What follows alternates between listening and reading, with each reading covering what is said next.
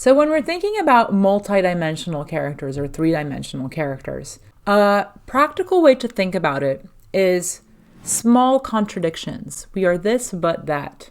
He is Santa Claus during the holidays, but he's actually a killer. She's a really great mom, but she actually is full of rage. Tony Soprano is the head of a mob family, but he has panic attacks, but he goes to therapy. Brody is the chief of police of an island, but he's scared of the water.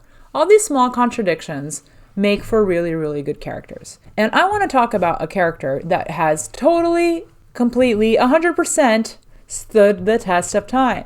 And I'm talking, of course, about Mr. Rocky Balboa. If you go to Philadelphia, till this day, you will see people running up the stairs and cheering at the top of the stairs.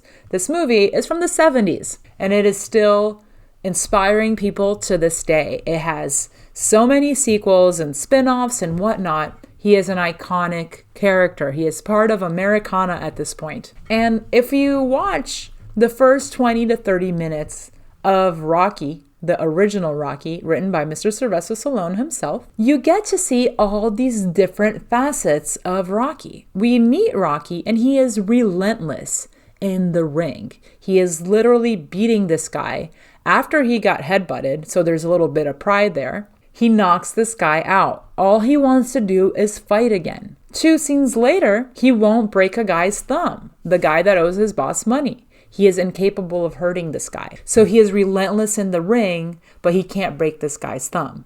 He's confident in the ring, but he's goofy when he's trying to flirt with Adrian. He takes care of his little turtle and his fish and his dog and all these things. We get to see Rocky in his different dimensions of his life. That is what the first 20 to 30 minutes of that movie is we see Rocky in the different aspects of his life, in the ring, a fixer for his boss, at his gym, pleading to be taken back by his coach. We see him talk about this girl who's calling him names, and he goes like Big Brother mode. The way that we see that is we see him in different circumstances interacting with different characters. And all of these characters bring out a different side of him. Just how we are in life. We're not the same at work as we are at home, as we are at a party, right? We have different dimensions of ourselves, and our characters should be the same way. They should act differently depending on where they are and who they're interacting with. And a really practical tool to do that is the character wheel.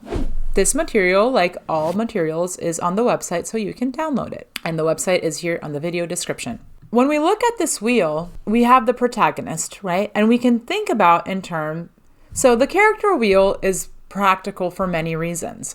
One, we can start exploring the different dimensions of our own protagonist, but we can also start thinking in practical terms who our cast of other characters are, who are supporting characters. We will talk about antagonists at a different date, but for now, we're trying to think about our cast of characters.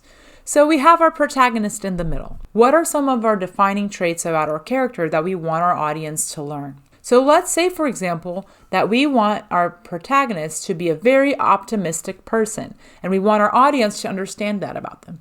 What is the most efficient way to do that is to put our character in conflict with a very pessimistic person, someone who thinks everything is going to go wrong.